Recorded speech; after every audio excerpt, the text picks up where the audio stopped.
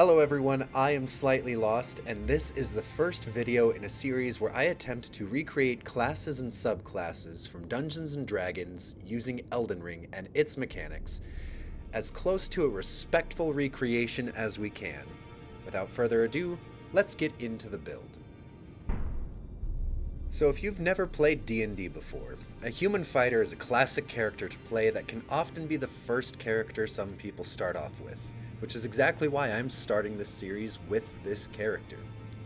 The champion subclass in particular is very good at getting critical hits. At max level 20, it can crit on an 18, 19, or 20 rolled on the d20, rather than only 20 like every other class. In an attempt to capture that same feeling, we are going for heavy stance damage, some guard counters when we can, boosted crits, and everything we can do to really feel like that classic champion fighter.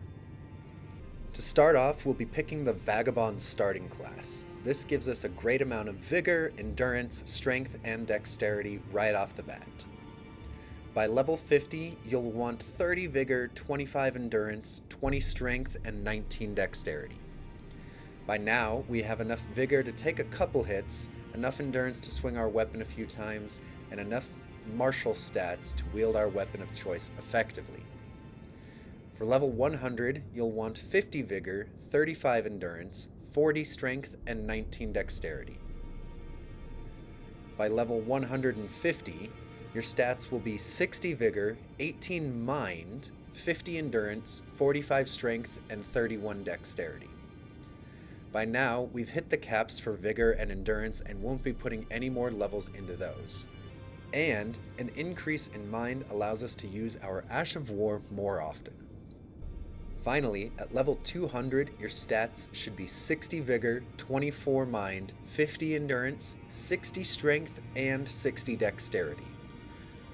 By this level, I have added several levels into mind to take into account fights where you may need to activate our Ash of War several times, or if you like to use spirit summons, you'll still have plenty.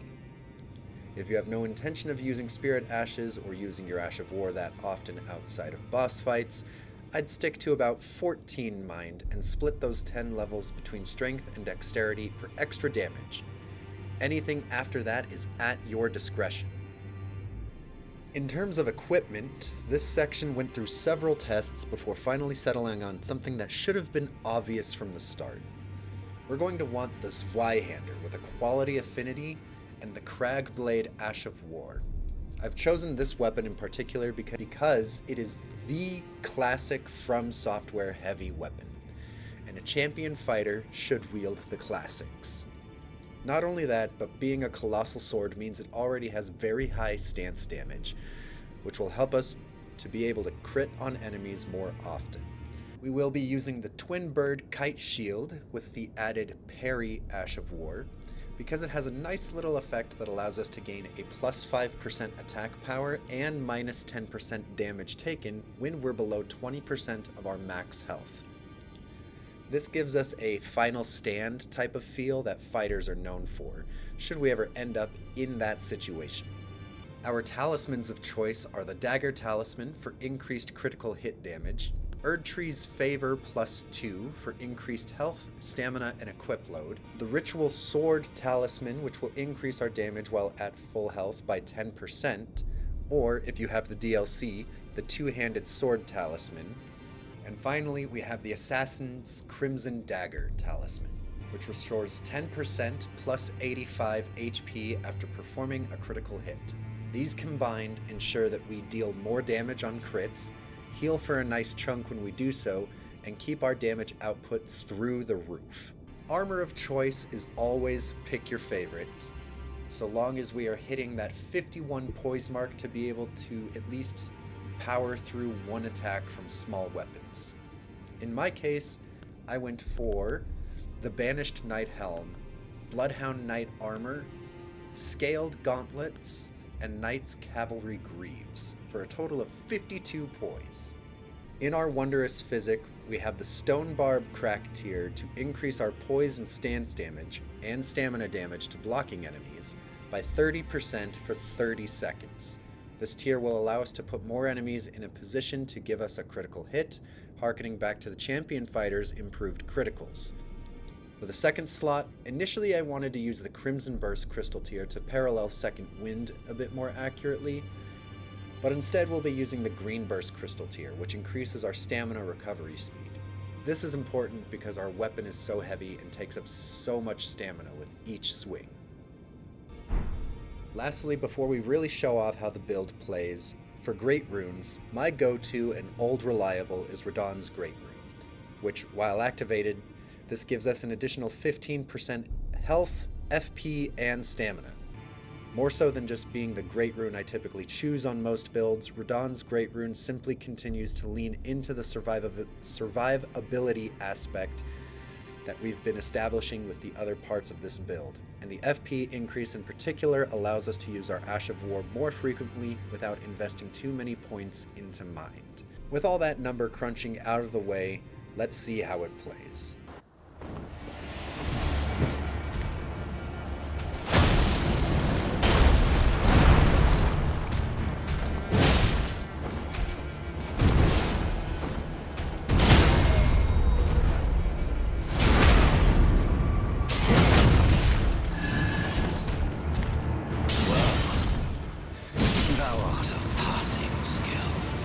Warrior blood must truly run in thy veins.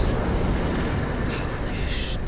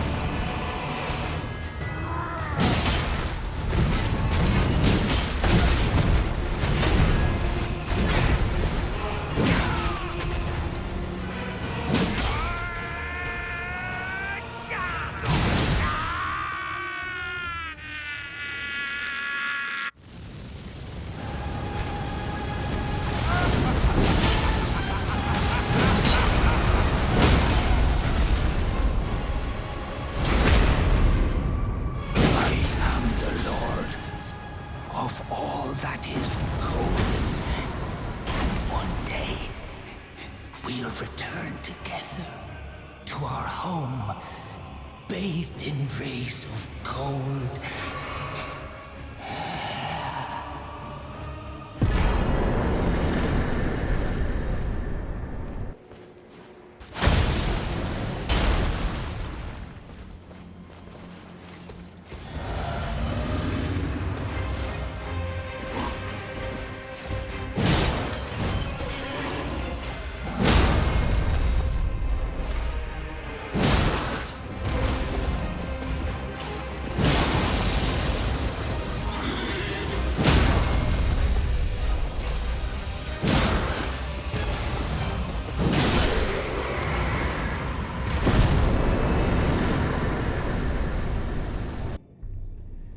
And that is how you make a champion fighter from D&D in Elden Ring. Did you like what you saw? What would you change to make this build even more accurate to the source material? Let me know in the comments below. Thank you all so much for watching. Goodbye, adios, au revoir, auf Wiedersehen, and if I don't see you tomorrow, have a wonderful day.